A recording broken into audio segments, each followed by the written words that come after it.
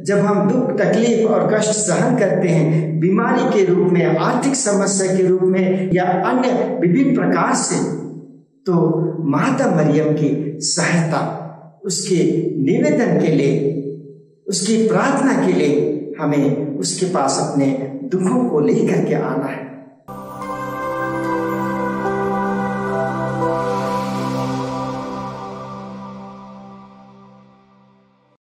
क्रिस्त में प्यारे दोस्तों, आज पवित्र कलीसिया मरियम कलीसिया की माता का स्मरण दिवस मनाती है और आज के पवित्र सुसमाचार में हम यह पढ़ते हैं कि प्रभु यीशु क्रूस पर से अपनी माता से कहते हैं, भद्रे यह तुम्हारा पुत्र है। और यूहन्ना जिसे वे अत्यंत प्यार करते हैं उससे कहते हैं कि यह तुम्हारी माता है। इस प्रकार माता मरियम सारी कलीसिया की माता प्रभु यीशु के द्वारा ही नियुक्त कर दी जाती है। हम सबों की माता के रूप में प्रभु यीशु उसे नियुक्त करते हैं। जब प्रभु यीशु माता मरियम जो स्वयं की माँ है उसे हमारी माता के रूप में वे हमें प्रदान कर रहे थे, तो हमसे इस बात की भी जिक्र कर रहे थे, जिस प्रकार माता मरियम अपने प्रिय पुत्र को क्रूस पर मरते हुए देखते हुए वह अत्यंत दुख और पीड़ा अपने हृदय में सहन करते हुए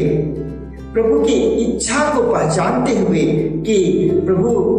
पिता ईश्वर की इच्छा यही है कि उसका जो पुत्र है यीशु, उसे संसार के लिए क्रूस पर मरना है। उसकी इच्छा को पहचानते हुए जो भी उस रास्ते पर अपने पुत्र को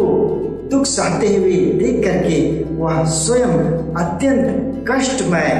दुखमय समय को व्यतीत करती है, उसे उस ओर हमें चिन्हित करते हुए, याद दिलाते हुए प्रभु यीशु आज हमसे यह कहते हैं कि जिस प्रकार मेरी माँ जिसे मैं तुम्हें सौंपा हूँ वह इस प्रकार की कष्ट और दुख को भयानक रूप से सहन की, ईश्वर की इच्छा को पहचानी, उसी प्रकार माता मरियम को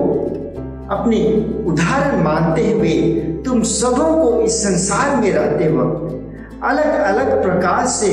दुख और कष्ट सहन करने पड़ेंगे, लेकिन तुम्हें माता मरियम की ओर आंख उठाकर देखना है, मेरी ओर आंख उठाकर देखना है और सीखना है, और यह जो दुख है, तकलीफ है, उसे ईश्वर की इच्छा के अनुरूप समझना है।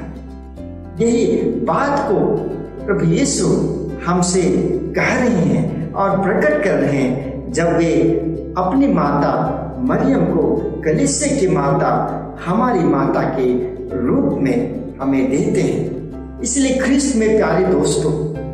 हम सभी हमारे जीवन में दुख, तकलीफ, कष्ट सहन करते हैं। इस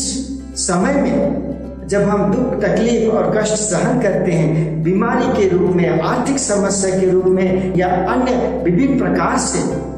तो माता मरियम की सहायता, उसके निवेदन के लिए,